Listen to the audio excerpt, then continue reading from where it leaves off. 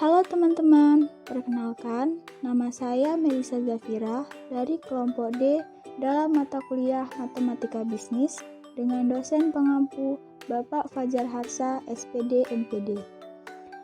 Adapun kelompok kami yang terdiri dari Junaina Hariza Hasibuan, Keiza Daraneza, Melisa Zafira, dan Muhammad Farhan Hafaza Rangkuti.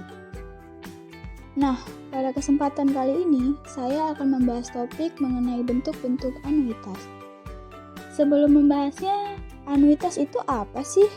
Jadi, anuitas adalah pembayaran atau penerimaan yang dilakukan secara berkala dan rutin selama periode tertentu. Anuitas juga bisa digambarkan sebagai proses pembayaran dalam besaran yang sama dan dilakukan dalam tempo tertentu. Secara singkat, anuitas bisa diartikan sebagai cicilan. Pengertian tentang anuitas ini pada dasarnya tidak terbatas pada pembayaran ataupun penerimaan yang sifatnya berkala dan berhubungan dengan pinjaman. Namun, bisa digunakan juga pada kredit, investasi, dan asuransi. Selanjutnya adalah kepentingan anuitas dalam dunia usaha. Jadi, anuitas ditunjukkan untuk mempermudah nasabah dalam membayar jumlah angsuran tiap periode karena besar pembayarannya tetap. Umumnya, anuitas dimanfaatkan dalam perhitungan bunga atas pinjaman dan bunga atas investasi jangka panjang. Keberadaan anuitas adalah untuk memudahkan nasabah dalam melakukan pembayaran atau menerima return dari investasinya. Dalam proses kredit, dengan adanya anuitas, memungkinkan peminjam membayarkan cicilan dalam jumlah yang sama dalam setiap periode. Nah, sekarang kita sudah tahu apa itu anuitas dan kepentingannya di dalam dunia usaha. Lalu, apa-apa aja sih yang termasuk ke dalam bentuk-bentuk anuitas? Nah, teman-teman, ternyata bentuk anuitas itu ada 4. Yang pertama, ada anuitas biasa. Anuitas biasa adalah jenis anuitas yang dimana pembayaran atau penerimaan berkala untuk periode tertentu terjadi pada akhir periode. Misalnya, pembayaran hipotek di mana pembayaran dan penerimaan hipotek dibayar atau didapatkan saat akhir periode.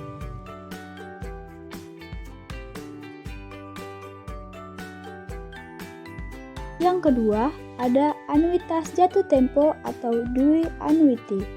Anuitas jatuh tempo atau due annuity adalah jenis anuitas di mana pembayaran atau penerimaan dilakukan secara berkala untuk jangka waktu tertentu yang terjadi pada awal periode. Contoh dari anuitas jatuh tempo adalah perjanjian sewa, rental, dan asuransi. Saat menggunakan produk asuransi, kita harus membayar premi sebelum dapat mengklaim dari produk asuransi yang kita gunakan. Lalu, yang ketiga, anuitas ditangguhkan atau deferred annuity. Anuitas ditangguhkan atau deferred annuity adalah jenis anuitas atau penerimaan berkala untuk jangka waktu tertentu yang terjadi atau dilakukan setelah lewat jangka waktu tertentu. Akibatnya, pembayaran atau penerimaan bisa ditunda.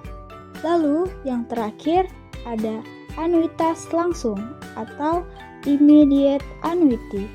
Anuitas langsung adalah anuitas di mana penerimaan atau pembayaran dilakukan secara berkala selama periode waktu tertentu atau dilakukan secara langsung tanpa penundaan dalam suatu periode waktu tertentu. Salah satu contoh anuitas langsung adalah ketika Anda membeli mobil dengan cara kredit. Karena pembayaran dan penerimaannya tetap, Anda bisa melakukannya tanpa ada penundaan periode. Nah, itu tadi 4 bentuk dari anuitas, yaitu anuitas biasa, anuitas jatuh tempo, anuitas ditangguhkan, dan anuitas langsung. Selanjutnya, teman-teman pengen tahu nggak nih rumus dari anuitas? Jadi, rumus dari anuitas adalah AN sama dengan AN kecil ditambah BN kecil. AN adalah anuitas, AN kecil adalah angsuran, dan BN kecil adalah bunga. Di sini, saya akan menjabarkan satu contoh soal mengenai anuitas. Contoh soal: sebuah pinjaman akan segera dilunasi dengan sistem anuitas bulanan. Jika besar dari angsuran sebesar 85.000 dan bunganya sebesar 315.000, maka tentukanlah berapa jumlah dari anuitas tersebut.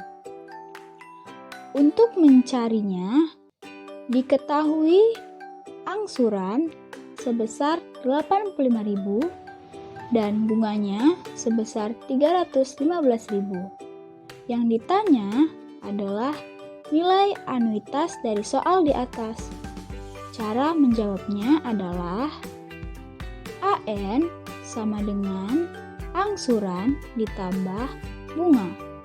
AN sama dengan 85.000 atau angsuran ditambah 315.000 atau bunganya. Nah, maka dapatlah jumlah dari nilai anuitas dari soal di atas adalah sebesar Rp400.000. Gimana? Gampang kan?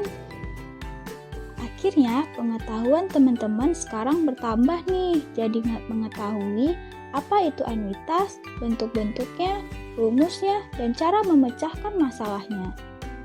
Dengan begitu, artinya kami selesai sampai di sini. Semoga apa yang kami sampaikan dan apa yang kami jelaskan dapat dimengerti dan dipahami oleh teman-teman dengan baik. Jika ada kesalahan kata, lebih dan kurang saya mohon maaf. Saya Melisa Zafira izin mengundurkan diri. Terima kasih.